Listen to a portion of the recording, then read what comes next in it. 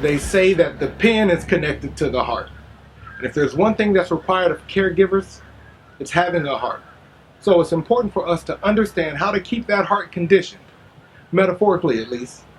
Hi, I'm Algie, writer and creative arts ambassador with ACA, Atlantic Center for the Arts. And we've partnered with the United Way to bring to you Creative Caregiving, a series about how to communicate and connect through the creative arts.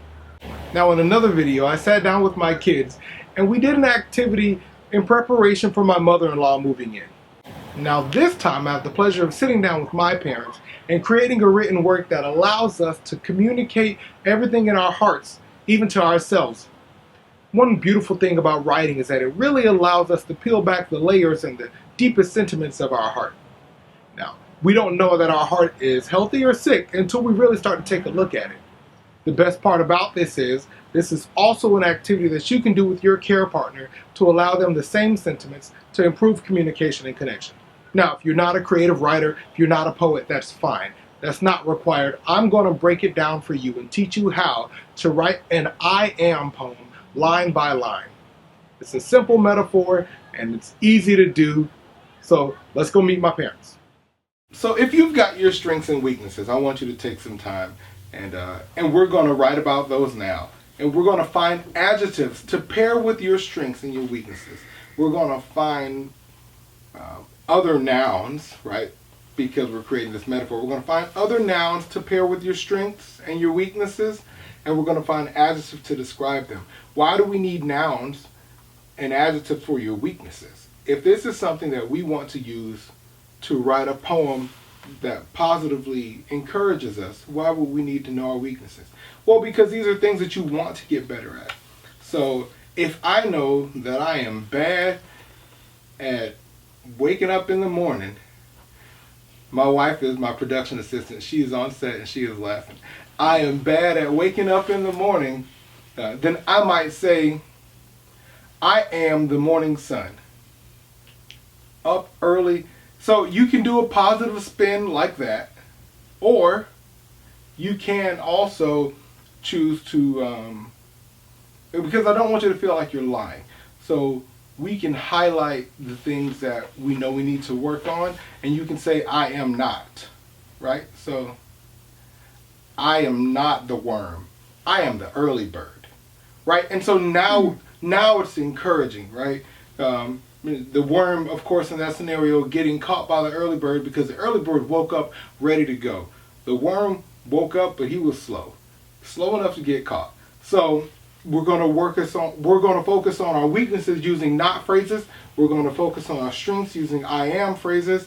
And let's get started. Hey, Father. Yes, sir. Have you considered any of your strengths? Yes, I have. Okay, let's just choose one. What would you say?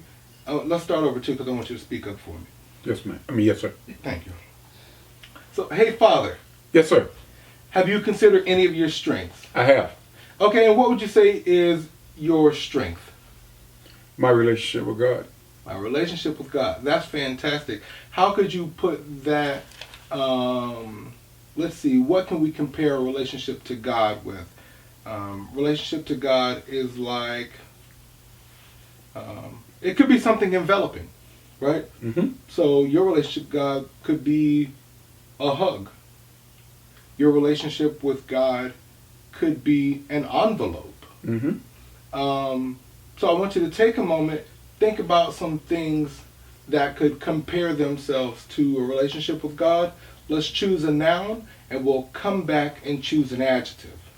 All right? And Mother? Yes, son. What would you say is your strength? I'm patient. You're patient. All right. And here's a little sidebar. Now, patient is a good one because other things that are patient, maybe a clock is patient. We think a lot about time, but we don't think about the fact that clocks never run out of time, right? They've always got time. So maybe a clock is patient. But then when we get into words that are homophones that sound like other words, we can do a little trickery. So maybe you're patient like a doctor's office. Now, don't get too deep so that you don't. That's a little more advanced. and I don't even think she intended that. She was just telling me her strength. But you don't have to get too deep, but you can have some fun. Let your creativity run, whatever works. And I didn't mention this. This is a creative outlet. The intention is to have fun. So yes, we're going to come back. We're going to use these poems as tools to say to ourselves, to build ourselves up, but also have a good time. And this is a regular exercise you can do at the end of the day, at the beginning of the day. And have some fun. This is a regular exercise we can do at the beginning of the day, at the end of the day, to let out some stress, some relief. So take your time and write whatever feels good. So that's good. We need to find some nouns for you. And Father, for you, what would you say is your weakness? My weakness is, well, that varies. Okay. That varies. I got a lot of weaknesses. choose your favorite weakness. My favorite weakness is caring too much. Caring too much. That's really interesting, especially as a caregiver, right?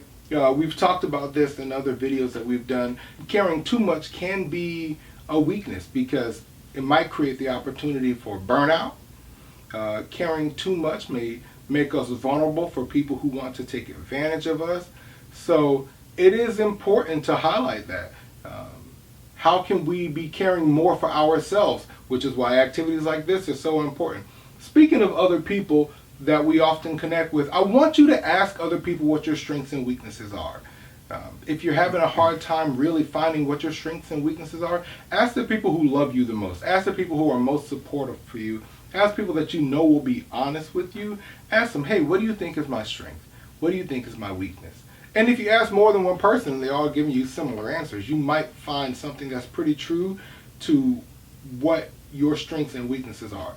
So, hey, great point. And so thinking about the words vulnerable, thinking about the words tired or fatigued, and we're going to get into compassion fatigue in a different video, but thinking about those words, can you imagine a noun, another thing that might find itself vulnerable or might find itself tired? So think about those nouns. We'll come back to you in just a second. And what about you, Mother? What would you say are your weaknesses? Lack of focus. A lack of focus. And what would you say are your weaknesses? A lack of focus. Didn't you just say that? I did. I can't focus. You focused on that. You focused on that. You got it. Okay, so a lack of focus. Focus, absolutely. That was a good one. Now, I personally suffer from a lack of focus, so I understand that. But what else would you say could compare itself to a lack of focus? Can you think of a noun that might go along with that? I often think about, a lot of people don't know this because I'm wearing contacts, but I have been extremely nearsighted with very high astigmatism since I was born. So I know that eyes can have a lack of focus. Cameras can have a lack of focus. So now that I've taken away all the easy things, what might compare itself to a lack of focus? Making a decision. Okay. Can you think of a noun that might go along with that? Let's see. I think about making a decision. Choice, right. Maybe it's a grab bag, right? That's an option. Maybe it's a blind decision. You're reaching into a bag, you don't know what you're going to get. Maybe it's a game of bingo, and even the idea of games can be a lack of focus. I've crushed a lot of candy in my day. So there are some definite things that could compare themselves well to a lack of focus. Also, I know I mentioned the visions of the option. I know that I mentioned the comparison between eyes and camera lenses, but sometimes a lack of focus might be too many options on the table. So maybe you're at a buffet and you're hungry, right? And where do I start? There's so many things going on. I suffer from that when I'm at the grocery store and I'm hungry and I pick up everything and put it in my cart because that lack of focus has caused me to choose a little bit of everything because everything seems appealing. And before I know it, my grocery bill is too darn high. So that's a great one. So we're going to elaborate on those nouns. So take a few moments. I want you to write down what your strengths are, what your weaknesses are, and then I want you to Come up with a list. It doesn't matter how perfect it is. Come up with a list of nouns that compare themselves to your strengths and that compare themselves to your weakness. I like to say that one of my strengths are being supportive, right? So maybe I'm a ladder. Maybe I am a rock. A rock can support things. Maybe I'm a bench. Maybe I'm a chair. Maybe I'm duct tape. Duct tape holds everything together. Yeah. And sometimes I find myself stretched too thin, right? So I might be supportive, but I might also be a staple. I'm meant to hold things together until I get pulled too far.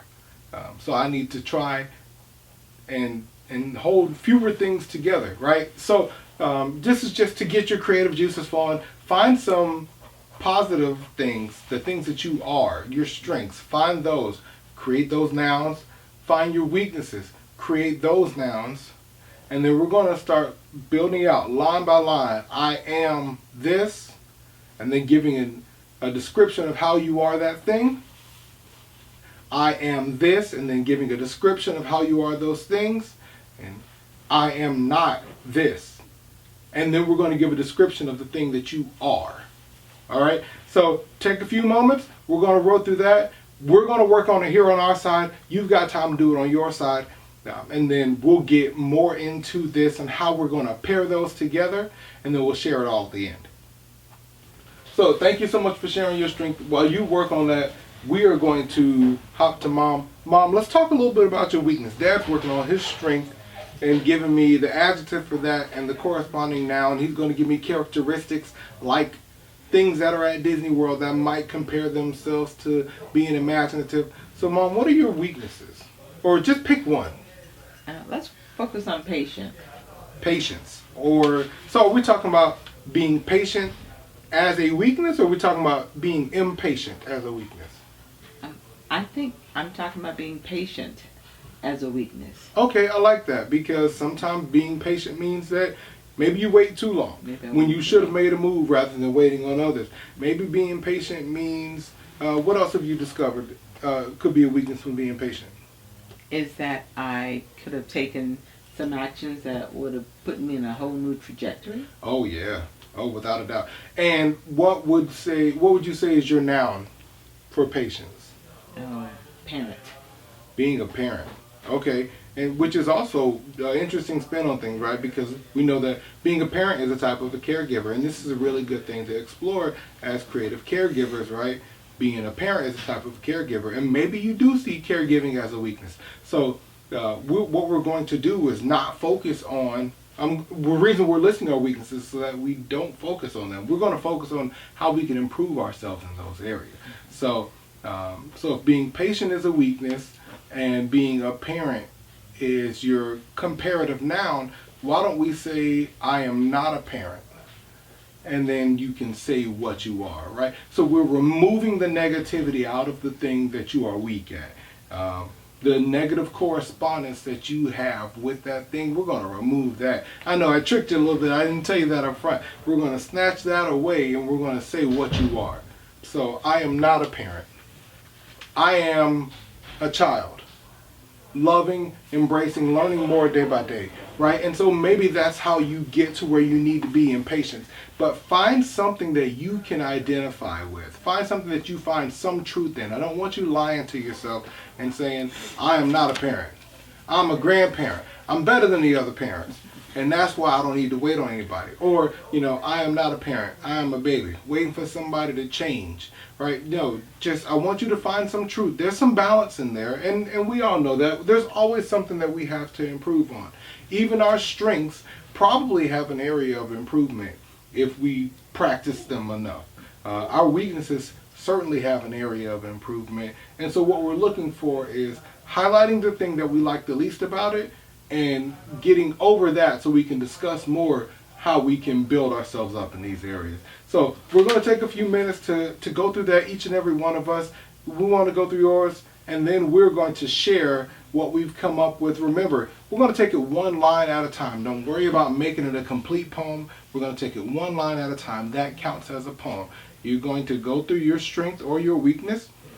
You're going to give me a noun. It's not for me. So you're going to go through your strength and your weakness. You're going to create a noun. You're going to highlight a noun that really embodies the characteristics, embodies the adjective of that strength or that weakness. And then we'll elaborate more on what that noun is. All right, so as you've listed out your strengths and your weaknesses, and you found the adjectives that describe these strengths and weaknesses, and you found a noun to compare with that adjective, what we're going to do is we're going to replace that adjective with that noun. That's how you're going to make your metaphor. So let's say one of my strengths is communication. And another thing that's a great communicator, or maybe closely related to it, is a telephone or a text message. We'll use a text message. So rather than saying I am a great communicator, I'll say I am a text message, right? And then we'll build on what a text message does. And a text message would come directly to your phone, to your mobile device, which you might already have in your hand. So maybe or in your pocket, right? So I come to where you are. That's what makes me a great communicator, is that you don't have to meet me halfway. I come to where you are.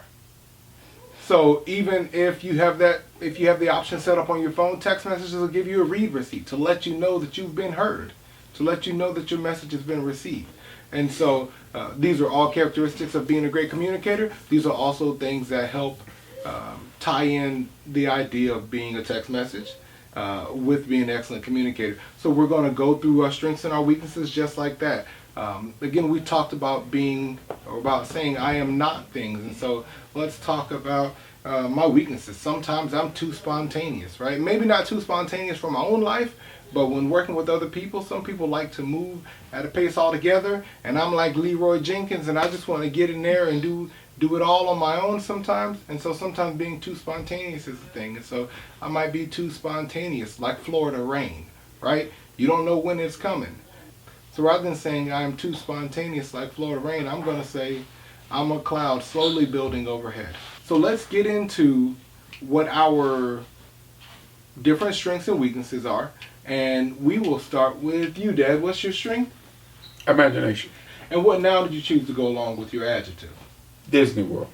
I like that. I like that idea a lot because, right, we think about Disney World and it's a place that you can visit, right? So sometimes imagination requires you to be tangible. We think of imagination as being this thing here, but sometimes creativity is something you can touch. So imagination is a place that you can visit. It's not just a intangible thing, it's a place that you can be. But it's also, Disney World is also a place that inspires imagination in other people, right? And so that's one thing that I love about being creative, is that my creativity, it is for me. It helps me get things out of my head, but it also encourages others to be creative. So I love that idea of being Disney World. So rather than saying I am imaginative, you'll say I am Disney World. And then you'll write all the things about Disney World that correlate with being imaginative. So take your time. Let's focus on that. We'll start there with your strength. Go ahead and take a few minutes, and you can do that at home. All right, fantastic. So you've gathered your strengths and your weaknesses. We've turned them into a one-line poem built off of a metaphor. Dad, let's hear your strength and your weakness poem. My strength. I am Disney World. I am massive and full of imagination. I'm inspiring others to be creative while honoring my creator. I like that. I like that a lot. That's fantastic. Good stuff. Thank now, I know we don't like harping on it, but we got to talk about it too. What's your weakness? My weakness is being impatient. Okay. I am time, and time is forever, so I am not impatient. I like that a lot. I like how you said this does not define me, and I am time.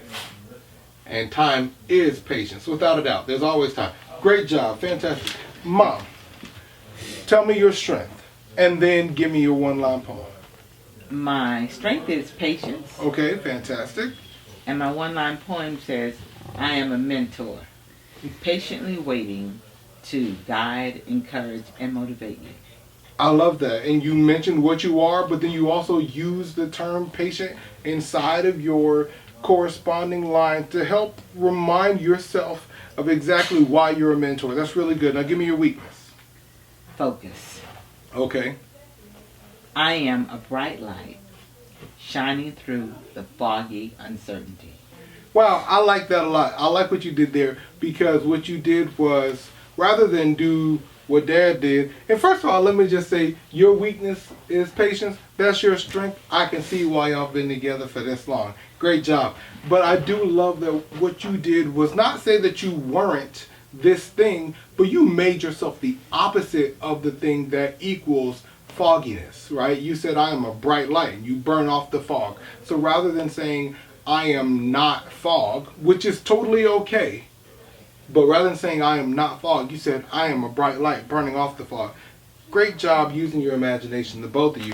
Great job highlighting. And this is something that you can do with anything as you find more of your strengths, as you find more of your weaknesses, the things that come to you in your mind and you're like, dang, I gotta work on this. That's the type of thing that you want to add to this list.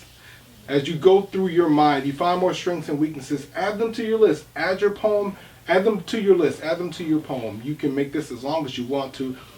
This is a fantastic thing to do with your care partner if you're a caregiver, because all they need to do is be able to communicate what their strengths and weaknesses are. It's a fantastic activity for them to clearly communicate what they think their strengths are, and for you to lean into those things as a caregiver and say, you know what, I agree with that being your strength.